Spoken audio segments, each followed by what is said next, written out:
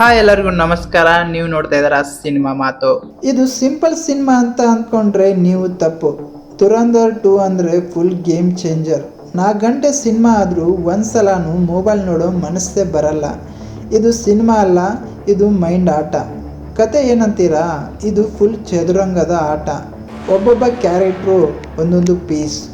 ಒಂದು ಮೂವ್ ಮಾಡಿದರೆ ಇನ್ನೊಂದು ಕಡೆ ಸ್ಫೋಟ. ಪಾಕಿಸ್ತಾನ್ ಗ್ಯಾಂಗ್ ವಾರಿಂದ ಹಿಡಿದು ಇಂಡಿಯಾ ರಾಜಕೀಯ, ಮಾಫಿಯಾ ಎಲ್ಲ ಒಂದೇ ಸ್ಟೋರಿ ಲೈನ್ನಲ್ಲಿ ಸಿಕ್ಕಾಪಟ್ಟೆ ಜೋಡಿಸಿದ್ದಾರೆ.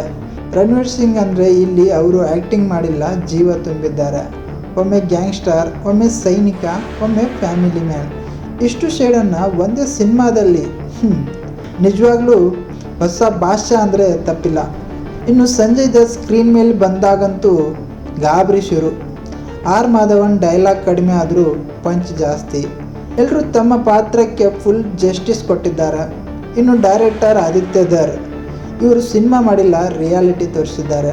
ಇನ್ನು ಇಂಟ್ರೋವಲ್ ಸೀನ್ ಅಂದರೆ ಹೃದಯ ಬಡಿತ ಜಾಸ್ತಿ ಆಗೋದು ಹೈ ಲೆವೆಲ್. ಹಿಂಸೆ ನಿಜವಾದಂತೆ, ಸ್ಕ್ರೀನು ರೋಮಾಂಚಕ, ಫೀಲ್ ಅಂತೂ ನೆಕ್ಸ್ಟ್ ಲೆವೆಲ್. ಹಾಡುಗಳು ಟೈಮ್ ಪಾಸ್ ಅಂತ ಮಾಡಿಲ್ಲ, ಸ್ಟೋರಿಗಳು ಮುಂದೆ ಹೋಗೋಕ್ಕೆ ಮ್ಯಾನ್ ಪವರು. ಬ್ಯಾಕ್ಗ್ರೌಂಡ್ ಸ್ಕೋರ್ ಅಂತೂ ಗೂಸ್ ಬಂಪ್ಸ್ ಗ್ಯಾರಂಟಿ.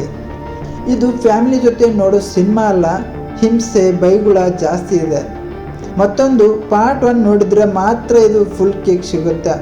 ಒಟ್ಟಾರೆ ಹೇಳಬೇಕಂದ್ರೆ ದುರಂಧರ್ 2 ಒಂದು ದೊಡ್ಡ ಎಕ್ಸ್ಪೀರಿಯನ್ಸ್.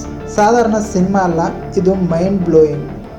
ನಿಮಗೆ ಈ ರಿವ್ಯೂ ಹೇಗೆ ಅನಿಸ್ತು ಅನ್ನೋದನ್ನು ಕಮೆಂಟ್ ಮಾಡಿ, ಹಾಗೆ ಲೈಕ್ ಮಾಡಿ ಆ್ಯಂಡ್ ಸಬ್ಸ್ಕ್ರೈಬ್ ಮಾಡೋದನ್ನು ಮರಿಬೇಡಿ.